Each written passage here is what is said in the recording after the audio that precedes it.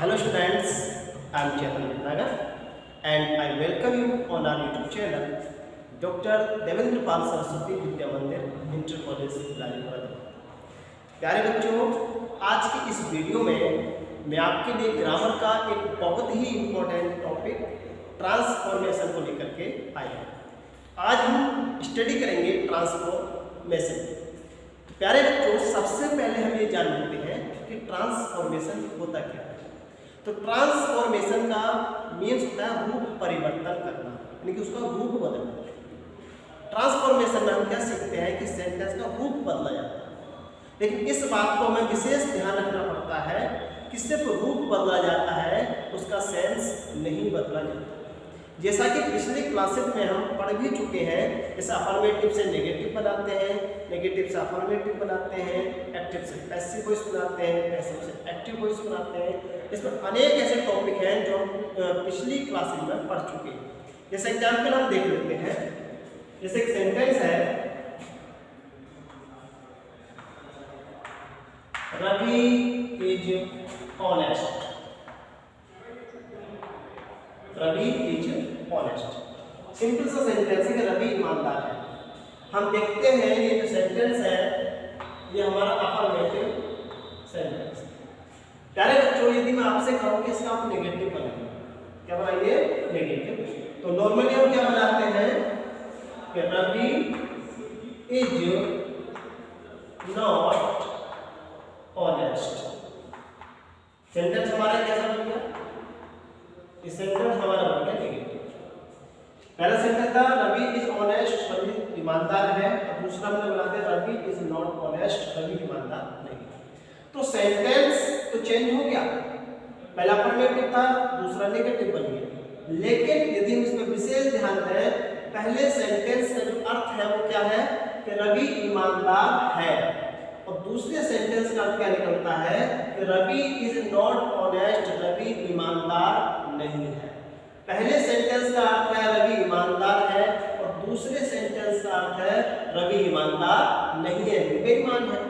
तो यहाँ हम क्या देखते हैं कि सेंटेंस तो हमने बदला, लेकिन साथ ही साथ उसका अर्थ भी चेंज हो गया, उसका मीनिंग भी चेंज हो गया। इस टाइप से यदि हम इसको नेगेटिव बनाएंगे, ये जो सेंटेंस है हमारा ये रॉन्ग हो जाएगा। ठीक है, तो हमें क्या देखना है कि सेंटेंस भी बदलना है, नेगेटिव भी होना है, लेकिन उसका अर्थ नहीं बदलना चाहिए। अब नेगेटिव कैसे बनाएं जिससे कि इसका अर्थ भी ना बदले? तो कैसे बनाएंगे हम बनाएंगे Ravi is not dishonest. Ravi is not dishonest, अर्थात रवि बेईमान नहीं है। जब बेईमान नहीं है तो रवि कैसा है? फिर रवि ईमानदार है। तो ये सेंटेंस हमारा अफर्मेटिव था, ये सेंटेंस हमारा कैसा बन गया? ये सेंटेंस हमारा बन गया नेगेटिव, और नेगेटिव के साथ ही साथ इसका मीनिंग में भी कोई परिवर्तन नहीं आया। तो अर्थ दोनों का सेम है और सेंटेंस भी बदल गया।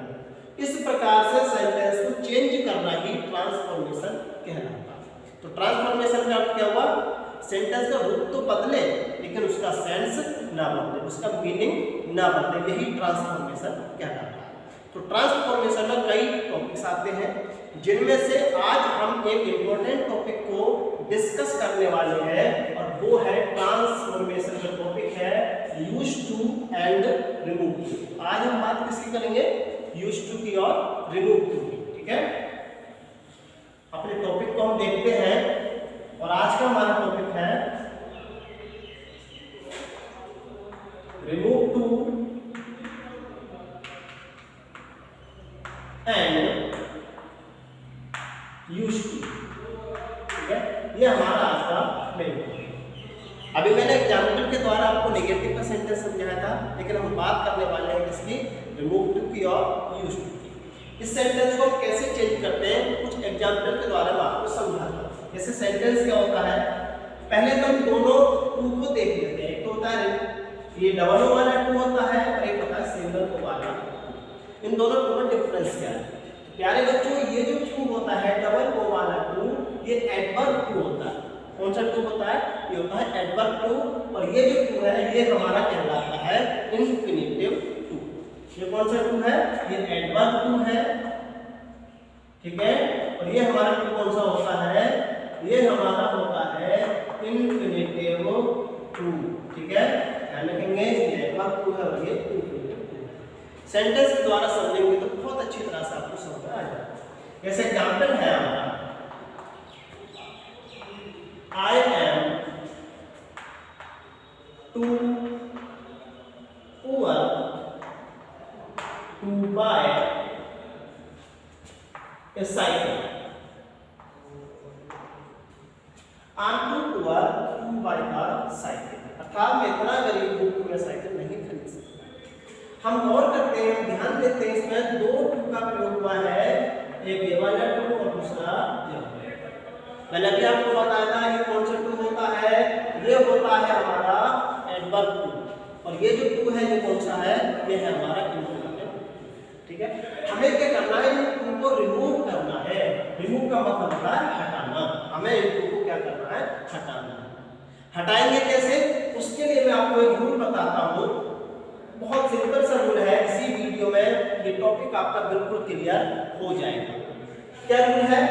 ये जो हमारा एडवर्ब टू है, कौन सा टू? एडवर्ब, इसको रिमूव करने के लिए हमें सो का यूज करना है। किस करना है? सो का।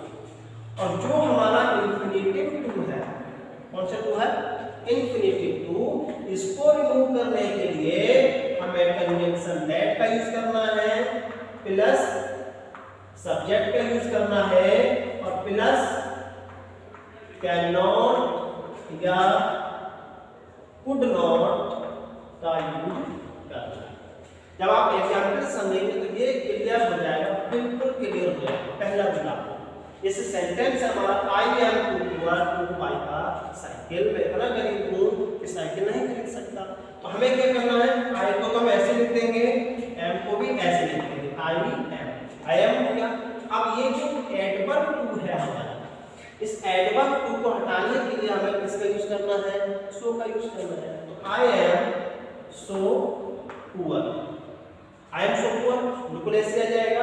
अब हमारा इंफिनिटिव टू आया, और इंफिनिटिव टू को रिमूव करने के लिए सबसे पहले क्या करेंगे? हम दैट का यूज करेंगे। बहुत सिंपल है, क्या लगा देंगे? तो that, I am so poor that, that का मतलब की, दैट का मीनिंग क्या है हमारा? की। और ये कंजंक्शन का काम कर रहा है। किसका काम कर रहा है? Conjunction. I am so poor that, that के बाद हमें क्या लगाना है प्यारे बच्चों? सब्जेक्ट। और सब्जेक्ट हमारा जो होता है वो यही सब्जेक्ट होता है, ठीक है। जैसे यहाँ पर आई है तो आई हो जाएगा, यू है तो यू हो जाएगा, किसी का नाम दिया हुआ होता है किसी बॉय का तो ही हो जाता, किसी गर्ल का नाम होता तो सी हो जाता, कोई प्लूरल सब्जेक्ट होता तो दे हो जाता। तो जैसा यहाँ सब्जेक्ट होता है उसी के अकॉर्डिंग हम यहाँ पर सब्जेक्ट को यूज कर देते हैं। तो मैं इतना गरीब हूँ कि, कितना गरीब हूँ कि मैं साइकिल नहीं खरीद सकता। कौन नहीं खरीद सकता? मैं। तो यहाँ पर क्या लिखेंगे? हम आई को यूज कर देंगे। I am so poor that I हो गया। अब हम सब्जेक्ट के बाद हमें क्या करना है? कैन नॉट या कुड नॉट में से किसी एक को यूज करना है। अब ये भी क्लियर कर लेंगे कि कैन नॉट कहाँ यूज करेंगे और कुड नॉट कहाँ यूज करेंगे। इस सेंटेंस में जो आएगा हमारा वो आएगा can not. I cannot buy a cycle. I cannot buy a cycle. Sentence को समझ लेते हैं। I am so poor, मैं इतना गरीब हूँ कि मैं साइकिल नहीं खरीद सकता, ठीक है। पहला रूल आपको समझ आया होगा। एडवर्ब टू को हटाने के लिए हमें सो का यूज करना है, इंफिनिटिव टू को हटाने के लिए हमें दैट का यूज करना है, उसके बाद सब्जेक्ट का यूज करना है, और उसके बाद कैन नॉट या कुड नॉट का यूज करना है। अभी मैंने आपको बताया कैन नॉट का एग्जांपल, अब मैं आपको बताऊंगा कुड नॉट का एग्जांपल। दूसरा एग्जांपल है, सेंटेंस है माय ग्रैंडफादर वाज, थोड़ा नीचे लिख लेते हैं इसको, क्या है second example? My grandfather was too old to walk। ठीक है, इस सेंटेंस में मैंने लिखा है यहाँ पर my grandfather was too old to walk. मेरे दादाजी इतने बूढ़े थे कि वो चल नहीं पाते थे। इसको हमें क्या करना है, टू को रिमूव करना है। रूल में आपको पहले समझा चुका हूं, ये एडवर्ब टू है, ये इंफिनिटिव टू है। एडवर्ब टू को हटाने के लिए हमें किसका यूज करना है, सो का यूज करना है। तो आंसर क्या होगा हमारा, माय ग्रैंडफादर वाज। क्लियर हो रहा है। टू को रिमूव करने के लिए बहुत सिंपल सी बात है, हमने क्या बताया था, so. My grandfather was so old. ठीक है, अब हमें इंफिनिटिव टू को रिमूव करना है। पहले मैं बता चुका हूं, टू को रिमूव करने के लिए पहले क्या यूज करते हैं हम, दैट। तो ये दैट किसका काम करता है, कंजंक्शन का। दैट के बाद हमें क्या लगाना है, सब्जेक्ट। अब बूढ़े कौन थे, ग्रैंडफादर थे। चल कौन नहीं पाते थे, ग्रैंडफादर नहीं चल पाते थे। अब यहाँ पर सब्जेक्ट क्या आएगा, ग्रैंडफादर। लेकिन हम ध्यान देते हैं ग्रैंडफादर नाउन है और इसी नाउन को हम दोबारा रिपीट नहीं करेंगे, इसीलिए हम इसके बदले में इसका प्रोनाउन यूज करेंगे। ग्रैंडफादर है तो ग्रैंडफादर के लिए क्या यूज होगा, प्यारे बच्चों, यहाँ पर ही। कोई मेल होता है तो ही होता है, फीमेल होता है तो शी होता है, और कोई प्लूरल नाउन होता है तो वहां पर हम दे का यूज करते हैं। तो my grandfather was so old that he. अब क्वेश्चन ये आता है कि यहाँ पर हम कैन नॉट का यूज करें या कुड नॉट। ठीक है, अंतर क्या है, हम देखते हैं यदि टेंस हमारा पास्ट में है, इसमें है पास्ट में, यदि टेंस हमारा पास्ट में है तो हम यूज करेंगे कुड नॉट। किसको यूज करेंगे, कुड नॉट। ठीक है, my grandfather was so old that, मेरे दादाजी इतने बूढ़े थे कि ही कुड नॉट, और आगे क्या बचा हमारा, वॉक। इस सेंटेंस हमारे स्टेप से हो जाएगा। तो पहला रूल आपको क्लियर हो गया होगा। एडवर्ब टू को हटाने के लिए सो का यूज करना है, इन्फिनिटिव टू को हटाने के लिए दैट का यूज करना है, फिर उसके अकॉर्डिंग कोई सब्जेक्ट लगा देना है, फिर कैन नॉट या कुड नॉट। कैन नॉट कहाँ आएगा, जब टेंस हमारा प्रेजेंट में होगा तो कैन नॉट आएगा, यदि टेंस हमारा पास्ट में होगा तब कुड नॉट आएगा। इतनी बात क्लियर हो गई होगी। अब बढ़ते हैं हम नेक्स्ट रूल की ओर। प्यारे बच्चे, अब हम कुछ और एग्जाम्पल के द्वारा इस रूल को समझेंगे। जैसे एग्जाम्पल है हमारा, this sum is too difficult, this sum is too difficult to solve, this sum is too difficult to solve। यानी ये जो सवाल है ये इतना कठिन है कि सॉल्व नहीं हो सकता। इसमें भी प्यारे बच्चों हम देखते हैं दोनों टू का यूज किया गया है। ठीक है, क्या करेंगे हम, रूल आपको पता है होगा, this sum is, adverb too को हटाने के लिए किसका यूज करते हैं, सो का। This sum is so difficult, this sum is so difficult that, हमने आपको बता ही दिया था इसको हटाने के लिए पहले दैट आता है और दैट के बाद कोई सब्जेक्ट, और ये जो सब्जेक्ट होता है ये कहाँ से आता है, इस सब्जेक्ट के अकॉर्डिंग। हमने बता दिया कि मेल होता है तो वही आता है, फीमेल होता है तो सी आता है, और यदि प्लूरल नाउन होता है तो दे आता है। अब ये जो सवाल है सम, हम देखते हैं ना ये मेल है ना ये फीमेल है। ठीक है ना, मेल है ना फीमेल। मेल होता तो ही यूज कर देते, फीमेल होता सी यूज करते। लेकिन अब क्या करेंगे, हम इट का यूज करेंगे। अब हम किसका यूज करेंगे, इट का। ठीक है, तो this sum is so difficult, ये सवाल इतना कठिन है कि हल नहीं किया जा सकता। पैसिव वॉइस में आएगा, क्योंकि सवाल कभी अपने आप को हल नहीं करता, सवाल को तो हल किया जाता है किसी दूसरे के द्वारा। तो सेंटेंस हमारा किस में जाएगा, ये पैसिव वॉइस है। तो this sum is so difficult that, ये सवाल इतना कठिन है कि इसको हल नहीं किया जा सकता। It can not, passive voice जब लेके जाएंगे तो क्या आएगा, यहाँ पर बी का रूप होगा। ठीक है, इट कैन नॉट बी, और सॉल्व की थर्ड फॉर्म हो जाएगी सॉल्व। तो सवाल इतना कठिन है कि इसको हल नहीं किया जा सकता। यदि आप चाहते हैं कि हम पैसिव में ना बना करके एक्टिव में ही बनाए तो इसका एक तरीका होता है। वो तरीका क्या है उसको भी देख लेते हैं। उसमें क्या करेंगे हम, this sum is so difficult, ये सवाल इतना कठिन है कि कितना कठिन है कि कोई इसको हल नहीं कर सकता। तो जब कोई नहीं का अर्थ आए तो हम यहाँ पर यूज कर सकते हैं वन। कोई नहीं के लिए किसका यूज कर सकते हैं, वन।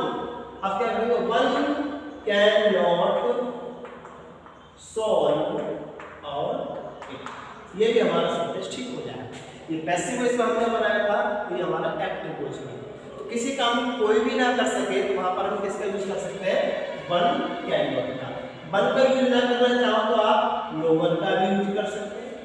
तो लेकिन एक अंतर आएगा, यदि हम नेगेटिव वर्ड का यूज करेंगे तो यहाँ से नॉट हमें हटाना पड़ेगा, क्योंकि एक ही नेगेटिव वर्ड आएगा, चाहे तो यहाँ लगा लो या यहाँ लगा लो, ठीक है। तो या तो वन कैन नॉट लगा देंगे, यदि नो वन का यूज करेंगे तो यहाँ पर कैन का प्रयोग होगा। प्यारे बच्चों, आपको बात समझ आ गई होगी यहाँ के सब्जेक्ट की, ही कब लगाना, शी कब लगाना है। और अब मैं एक एग्जांपल दे का भी बता देता हूँ आपको। जैसे the boys were too lazy, the boys were too lazy to succeed. Sentence हमने लिख दिया है, the boys were too lazy to succeed. लड़के इतने आलसी थे कि सफल नहीं हो सकते। अब क्या बनाएंगे हम इसमें, देखो, द बॉयज वर, टू का तो आपको पता ही चल गया होगा, सो का यूज करना है। The boys were so lazy. अब इस टू को रिमूव करने के लिए पहले दैट आएगा, और दैट को हम सब्जेक्ट को यूज करते हैं। हम जो देखते हैं, क्या देख रहे हैं कि जो बॉयज है प्यारे बच्चों, वो सिंगुलर है, प्लूरल है, सबको पता है प्लूरल है। जब प्लूरल है, अब यहाँ पर हम किसका यूज करेंगे, दे का। अब हम यहाँ ही का प्रयोग नहीं करेंगे, ही का प्रयोग तभी करेंगे जब सिंगुलर सब्जेक्ट होगा। तो the boys were so lazy that, अब आगे का पढ़ाई लेंगे। अब बताइए यहाँ पर कैन नॉट आएगा या शुड नॉट। सिंपल से मैंने बताया था, यदि टेंस हमारा प्रेजेंट में होता है या फ्यूचर में होता है तो हम कैन नॉट का यूज करेंगे, और यदि पास्ट में है तो शुड नॉट का। ठीक है, सबको समझ में आ गया होगा किसका यूज करेंगे, शुड नॉट का। The boys were so lazy that they could not succeed. ठीक है प्यारे बच्चों, रूल नंबर 1 आपको बिल्कुल क्लियर हो गया होगा कि कब हमें सो लगाना है, कब दैट लगाना है, ये नियम आपको बिल्कुल क्लियर हो गया। एक एग्जांपल और आपको बताता हूं इसी में का। ऐसे सेंटेंस है, the box is too heavy for me to lift it. To lift लिख देते हैं। The box is too heavy, बॉक्स इतना भारी है, for me to lift, कि उठा नहीं सकता। ठीक है, अब जो बॉक्स है भारी है, किसके लिए है, for me, मेरे लिए। अब मैं किसी की बात नहीं कर रहा, मैं किसकी बात कर रहा हूँ, मैं अपनी बात कर रहा हूँ। ये जो बॉक्स है इतना भारी है कि मैं इसको उठा नहीं सकता। बिल्कुल मिलता जुलता रूल है, बहुत आसानी से समझ में आ जाएगा। कैसे बनाएंगे, द बॉक्स इज, टू को हटाने के लिए तो वही आएगा, so heavy. The box is so heavy. The box is so heavy that. The box is so heavy. Box इतना भारी है कि।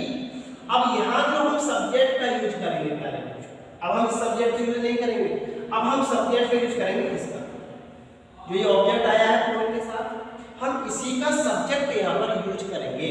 और मी का सब्जेक्ट क्या होता है, आई।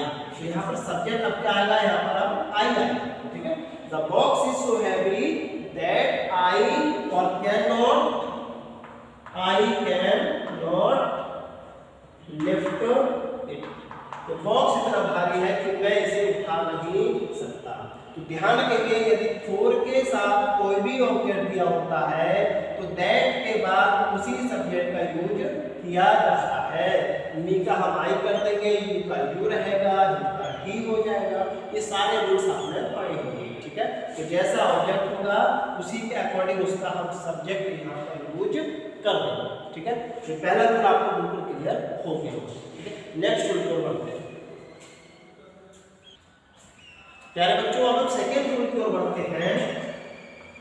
कभी कभी सेंटेंस में क्या होता है कि सेंटेंस में सिर्फ एडवर्ब टू दिया होता है और इन्फिनेटिव टू नहीं दिया होता, ठीक है। पिछले सेंटेंस में देखा था दोनों टू थे, एडवर्ब टू भी था और इन्फिनेटिव टू भी था। लेकिन यदि सेंटेंस में सिर्फ एडवर्ब टू हो तब कैसे करेंगे? जैसे सेंटेंस है हमारा, it is too hot, it is too hot, बहुत गर्मी। अब हम देखते हैं कि सेंटेंस में एडवर्ब टू तो है लेकिन इन्फिनेटिव टू का प्रयोग नहीं हुआ है, ठीक है। अब यदि ये सिचुएशन हो तब हम क्या करेंगे? इस एडवर्ब टू को हटाने के लिए, इसके लिए क्या करते हैं हम? इट इज, इस टू को हटाने के लिए या तो हम ओवर का यूज करते हैं या हम यूज कर देते हैं एक्सट्रीमली का, ठीक है। इसका एक्सट्रीमली, तो या तो एक्सट्रीमली का यूज करते हैं या फिर हम करते हैं इसका बियॉन्ड द प्रॉपर लिमिट। हम इनमें से किसी एक का भी यूज कर सकते हैं, ठीक है। अब करना कैसे है इसको हम देखेंगे। यदि हम ओवर का यूज कर रहे हैं तो ठीक टू के स्थान पर करेंगे, यानी कि आंसर क्या हो जाएगा हमारा? It is over hot. क्या लगा देंगे? इट इज ओवर हॉट, ये हो जाएगा। यदि हम एक्सट्रीमली का यूज कर रहे हैं तब भी इसी जगह पर यानी कि टू के स्थान पर आएगा। इट इज एक्सट्रीमली और हॉट, ऐसे बना सकते हैं। और यदि हम बियॉन्ड द प्रॉपर लिमिट का यूज करेंगे, इसका जो यूज होता है ये एडजेक्टिव के बाद में होता है, ना कि एडजेक्टिव से पहले, ठीक है। इनमें हमने एडजेक्टिव से पहले यूज किया था, लेकिन बियॉन्ड द प्रॉपर लिमिट का यूज बाद में होगा। कैसे होगा? जैसे it is hot beyond the proper limit, ठीक है। तो ये सिचुएशन आपको समझ में आ गई कंडीशन। यदि एडवर्ब टू है तो या तो उसको ओवर से बना सकते हैं, हम उसको एक्सट्रीमली से भी बना सकते हैं, या फिर बियॉन्ड द प्रॉपर लिमिट से। तो ये सेकंड रूल भी आपको समझ में आ गया। थर्ड रूल क्या कहता है? कभी कभी क्या होता है कि इंफिनिटिव टू से पहले नॉट का प्रयोग हो जाता है। किसका प्रयोग हो जाता है? नॉट टू, ठीक है। यदि ये कंडीशन हो तब कैसे हम बनाएंगे? जैसे सेंटेंस है, my father is too rich not to buy a car, ठीक है। अब सेंटेंस में गौर करेंगे, एडवर्ब टू भी है और इंफिनिटिव टू भी है, लेकिन इंफिनिटिव टू से पहले किसका प्रयोग हो गया है? नॉट। यदि इस टाइप की कंडीशन आ जाए तब हम क्या करेंगे? तो मेरे प्यारे बच्चों, हमने पिछले सेंटेंसेस में देखा था कि हमने टू को हटाने के लिए कैन नॉट या कुड नॉट का यूज किया था। यानी जब सेंटेंस अफर्मेटिव था तब तो हमने नेगेटिव में बनाया था, और यदि सेंटेंस आ जाए नेगेटिव में तब हम सेंटेंस को अफर्मेटिव में बनाएंगे, अर्थात इस नॉट को हम यहाँ से रिमूव कर देंगे या हटा देंगे। सेंटेंस क्या बन जाएगा? हम बना देंगे सेंटेंस को, my father is so rich that, मेरे पिताजी इतने अमीर हैं कि। अब सब्जेक्ट आएगा टू को हटाने के लिए, सभी जानते हैं किसकी बात कर रहे हैं? फादर की बात कर रहे हैं, ही आ जाएगा, तो ही। अब क्या करेंगे? इस नोट को यहाँ से हम हटा देंगे और यहाँ पर हम किसका यूज कर सकते हैं? विल का यूज कर देंगे या कैन का यूज भी कर सकते हैं, दोनों कर सकते हैं, कैन का भी या विल का भी।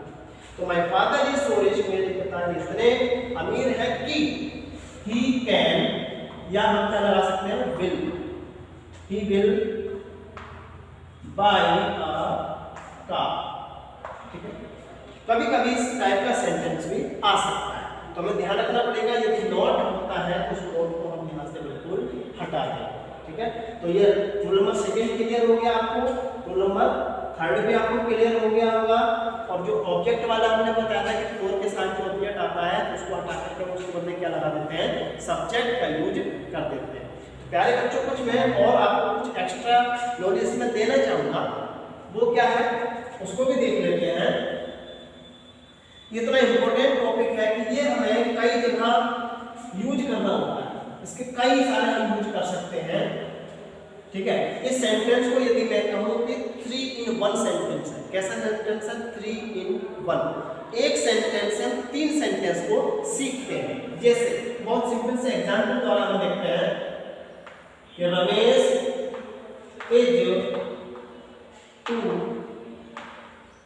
Lazy to pass. ठीक है, तो रमेश इतना आलसी है कि वो पास नहीं हो सकता। प्यारे बच्चों, हमने अभी रिमूव टू पढ़ा था। ठीक है, तो ये जरूरी नहीं है कि सेंटेंस को सिर्फ रिमूव टू के नाम से ही आए। ये 3 in 1 कैसे है वो आपको बताता हूँ। तो एक सेंटेंस को सीखने से हमें 3 लाभ कैसे हैं हम जानते हैं कि इसका आंसर क्या होगा। रमेश इज सो लेजी और that he can not pass. हम जानते हैं इसका यही आंसर होगा। अब 3 लाभ क्या हुआ इसके, पहली बात हमने इसमें क्या बना दिया, रिमूव टू। इस सेंटेंस हमारा क्या बन गया, रिमूव टू बन गया। दूसरी बात, अगर मान लीजिए एग्जाम में ये क्वेश्चन आ जाए और वो रिमूव टू ना कह के वो कहे कि इसका नेगेटिव बनाइए आप, तब नेगेटिव क्या बनाएंगे, हम ऐसे नहीं बनाएंगे कि Ramesh is not too lazy to pass, वो सेंटेंस बिल्कुल गलत हो जाएगा। इसके लिए क्या करना है, जो हमारा आंसर इसमें लिखा है ये नेगेटिव भी है, क्योंकि इसमें हमने किसका यूज किया है प्यारे बच्चों, नॉट का। तो नॉट लगने के कारण ये सेंटेंस हमारा और क्या बन गया, ये हमारा नेगेटिव सेंटेंस भी बन गया। यानी हमने सीखा तो रिमूव टू था, लेकिन साथ ही साथ क्या सीख लिया हमने, इसका नेगेटिव सेंटेंस भी सीख लिया। तो इसका नेगेटिव सेंटेंस भी मेरे प्यारे बच्चों ऐसे ही बनेगा। तीसरी बात, तीसरा इंपॉर्टेंट पॉइंट, रिमूव टू का आंसर भी यही है, नेगेटिव का आंसर भी यही है। और सपोज करिए एग्जाम में वो क्वेश्चन को किसी तीसरे नाम से दे दे, वो लिख दे कि इसका कॉम्प्लेक्स बनाइए, क्या बनाइए, कॉम्प्लेक्स। तो मेरे प्यारे बच्चों, कॉम्प्लेक्स सेंटेंस भी इसका यही बनेगा, Ramesh is so lazy that he can not pass. तो इसका कॉम्प्लेक्स सेंटेंस भी यही बनेगा। अर्थात हमने सीखना था रिमूव टू, लेकिन उसके साथ ही साथ हमने नेगेटिव भी सीख लिया, हमने कॉम्प्लेक्स सेंटेंस भी सीख लिया। तो हमने कौन सा सेंटेंस सीखा, 3 in 1, एक सेंटेंस में हमने 3 सेंटेंस सीखे। अब हमें कैसे पता चलेगा कि ये कॉम्प्लेक्स बन गया, रिमूव टू तो हमको पता है, नेगेटिव तो हमको पता है कि नॉट के यूज हुआ तो नेगेटिव है, लेकिन हमें कैसे पता कि ये कॉम्प्लेक्स सेंटेंस भी है। और कॉम्प्लेक्स सेंटेंस कैसे बना, कॉम्प्लेक्स सेंटेंस बना इस दैट से। ये जो कंजंक्शन हमने यूज किया है दैट को, इसके प्रयोग के कारण ये सेंटेंस कैसा हमारा बन गया, ये बन गया कॉम्प्लेक्स सेंटेंस। तो आज हमने बात की थी ट्रांसफॉर्मेशन के रिमूव टू की। पढ़ाने को तो मैं यूज टू भी करवा सकता हूँ, लेकिन वीडियो फिर ज़्यादा लेंथी हो जाएगी। अगले टॉपिक में हम यूज टू की बात करेंगे। ठीक है, तो आज का टॉपिक हम यही खत्म करते हैं, मिलेंगे नेक्स्ट टॉपिक के साथ। Thank you very much.